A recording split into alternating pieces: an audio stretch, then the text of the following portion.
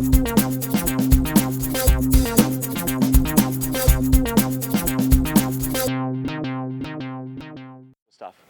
this exercise, working in pairs, I'm going to invite you now to test your navigational skills, but in the dark.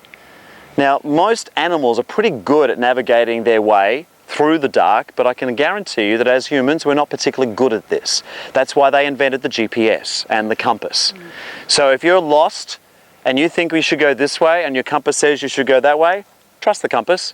That's what you're going to do. So we're going to test those intuitions, that instinct for direction. Here's how it works. Scott and I might be partners. One of us will elect to volunteer to be blindfolded. I don't actually have blindfolds. If you don't mind, just simply closing your eyes. I'm going to nominate to Scott, for example, I might say, that lovely conifer, directly in the middle of it, wherever that trunk is, that's where I'm going to walk. So he knows that's where I'm going to go. I then prepare.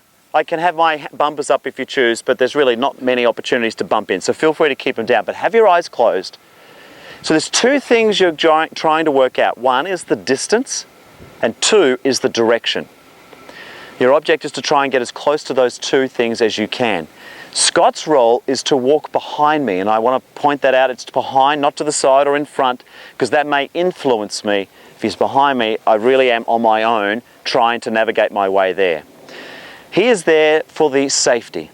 If for any reason I happen to go way off course and should bang into something or someone, he at the very last moment, the 11th hour, will say stop. That will be an instruction for you to stop and don't go any further. Now, I would suggest if that happens early in the piece, keep your eyes closed and then suggest, okay, clearly I'm off track, and you may wish to re-establish yourself without opening your eyes to continue on your way. The other time he will stop me is if I'm about to actually hit my target, like bang straight on or into something else. So as best as you possibly can, your opportunity is to stand directly in front of the thing that you said you're aiming for. Once you get there, it's your partner's turn to do the same thing. Identify whatever it is, from a water bottle or a bag of balls to a tree and a telephone pole and so forth. My only suggestion is make it a long way away. The shorter it is, the easier it becomes. So make it challenging, make it the other side of the field or something of that nature.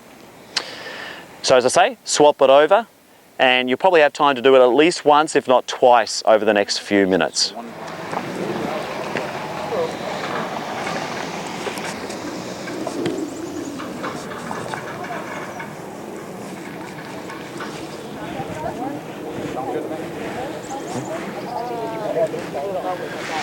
Oh, okay. Smooth grass on both sides. Sure, the pathway. The inside corner. Okay. So just out of interest, as you were aiming towards a point, you possibly were either right on it, you were biased to the left, or biased to the right. Hands up those folks who manage pretty much straight on it. Okay, one or two people, great. Who perhaps biased a little to the left? That was me, yeah. Okay. What about biased to the right? Few of you. Okay. Here's the next task. For those folks who were biased to the right, find someone who, biased to the right, find someone who was biased to the left. And then vice versa, of course. If you're in the center, it'll just be how all the numbers work out. But you'll end up with someone who has a different bias to you.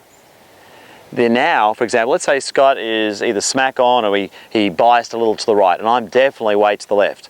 We will now hold hands. Okay, we're both fighting over this because we both want to do the male-dominated version. So we now pick together with our eyes open. Okay, we're going to go for that cypress tree. Great. We get ourselves ready. We do whatever we need to do to plan. We can talk all the way, but we can't look.